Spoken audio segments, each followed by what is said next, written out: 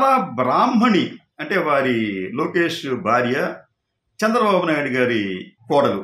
అంటే మనం అనుకుంటాం చంద్రబాబు నాయుడు గారికి బాగా దూరదృష్టి ఉంది, విజన్ ఎక్కువ అని చెప్పి అనుకుంటాం మనం. అందరికీ తెలిసిన విషయమే. ఇది ఎంత విజన్ ఉందంటే కారణాలు ఏమైనప్పటికీ కూడా నారా బ్రాహ్మణి గారు 2009-11 సంవత్సరాల మధ్య వెర్టెక్స్ వెంచర్స్ మేనేజ్మెంట్ లిమిటెడ్ అనే ఒక కంపెనీ, సింగపూర్కి చెందిన కంపెనీలో ఇన్వెస్ట్మెంట్ అసోసియేట్గా పనిచేసి అనుభవం గడించారు. ఇది ఆవిడకి ఎలా వచ్చింది అక్కడ సీటు అంటే, లేదా ఉద్యోగం ఎలా వచ్చిందంటే, అది సింగపూర్లో ఆనాటి వాణిజ్య శాఖ మంత్రిగా ఉన్న ఎస్ ఈశ్వరన్ గారి పలుకుబడితో ఆవిడ సీటు తెచ్చుకుంది.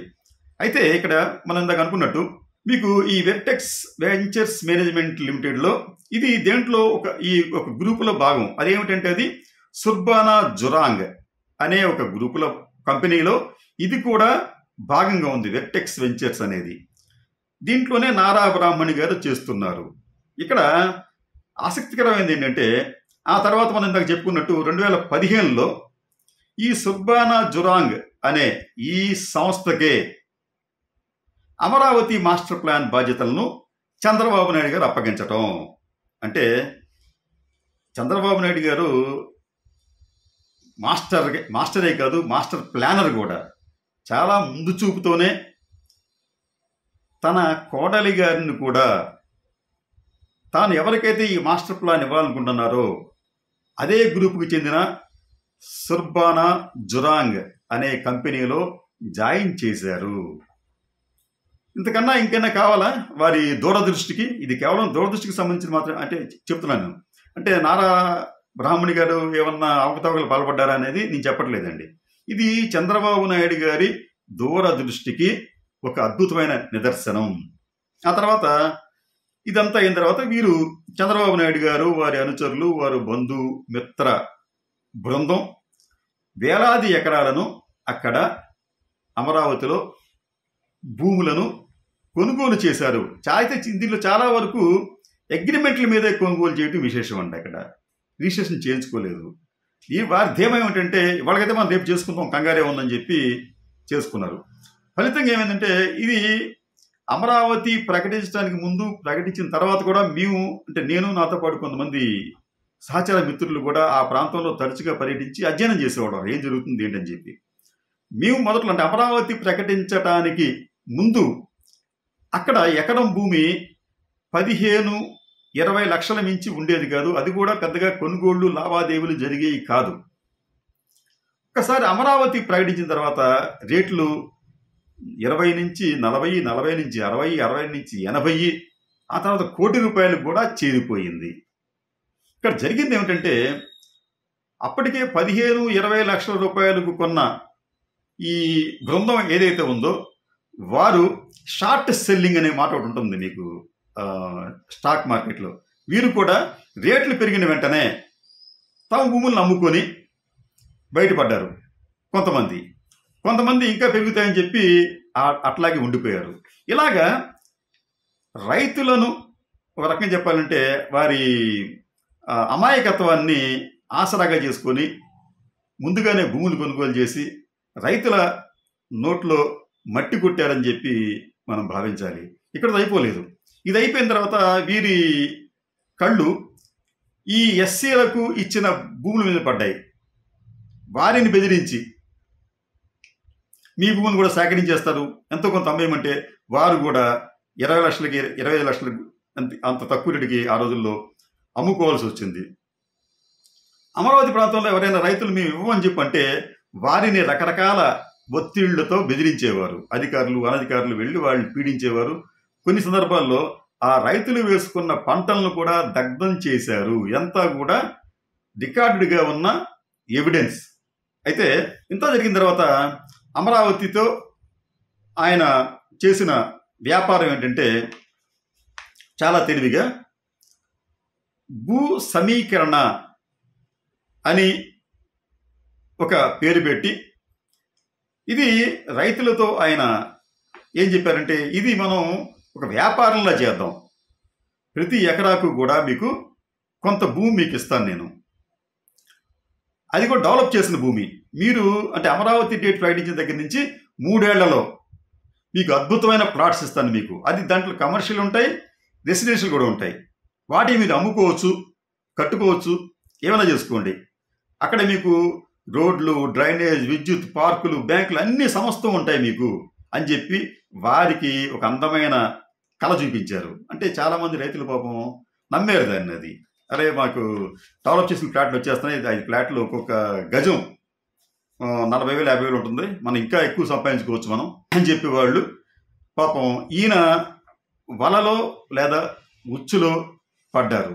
దీంతో ఏంటంటే ఆయన వారితో ఒక వ్యాపార ఒప్పందాన్ని గుర్చుకున్నారు. ఇట్ ఈస్ కాల్డ్ అంటే సిఆర్డిఏ వాళ్ళ ప్రాథమిక పీఠికలు ఏం చెప్పిందంటే దీన్ని ఏమన్నారంటే వాళ్ళు development agreement come irrevocable general power of attorney అనే దాని మీద రైతులు సంతకం చేశారు. ఇది డెవలప్మెంట్ అగ్రిమెంట్ అంటే ఒక వ్యాపార ఒప్పందం, భూములను అభివృద్ధి చేసి మేము కొంత తీసుకొని మీకు ఇస్తాము అని సిఆర్డిఏ రైతులు చేసుకున్న ఒక వ్యాపార ఒప్పందం. ఈ వ్యాపార ఒప్పందంలో భాగంగా రైతులు బార్గెన్ చేశారు, సిఆర్డిఏ కూడా బార్గెన్ చేస్తుంది.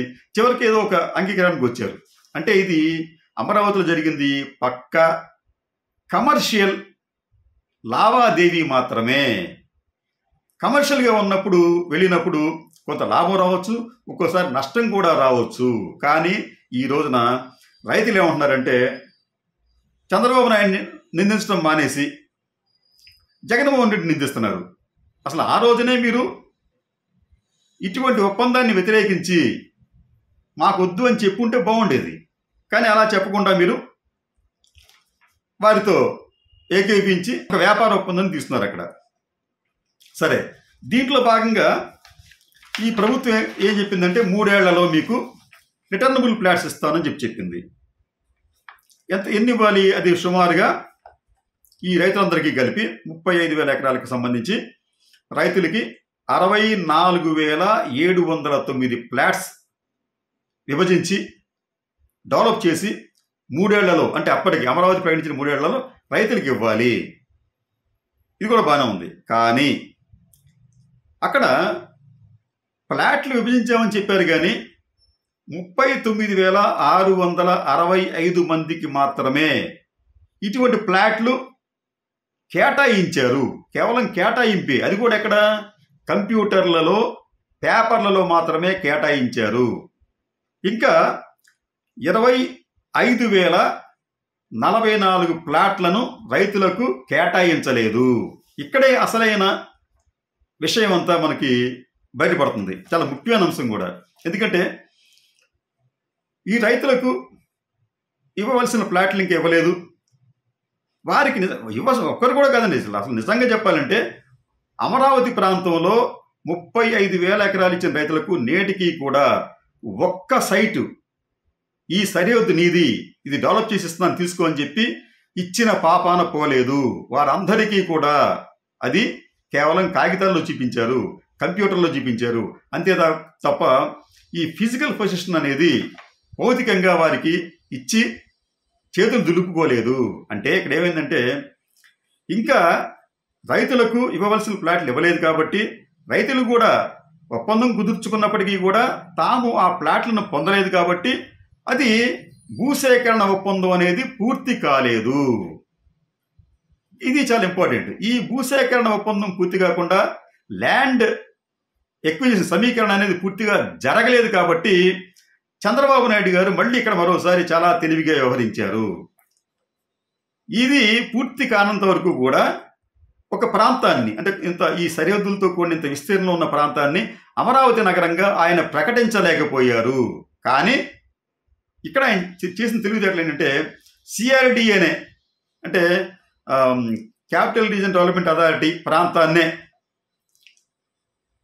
ఒక జీవో ఇచ్చి ఆ జీవోనే ఒక నోటిఫికేషన్ ఇచ్చి దాన్నే ఒక రాజధాని ప్రాంతంగా భావించాలి అని చెప్పే ప్రయత్నం చేశారు అక్కడ. అంతే తప్ప దీనికి కూడా సరైన హద్దులు ఇవ్వలేదు. రాజధాని ప్రాంతం అనేది అన్నారే తప్ప రాజధాని నగరం అని చెప్పి అనలేదు. This is capital of Andhra Pradesh అని చెప్పడానికి కొన్ని లక్షణాలు ఉంటాయి.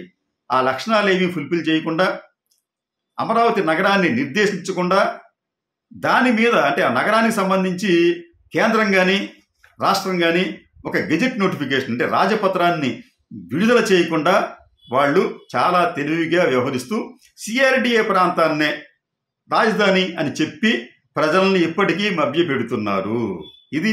ఈ విషయాన్ని కోర్టులు కూడా బహుశా ఎందుకో తెలుసో తెలియకో వాళ్ళు కూడా గమనించలేకపోయారు.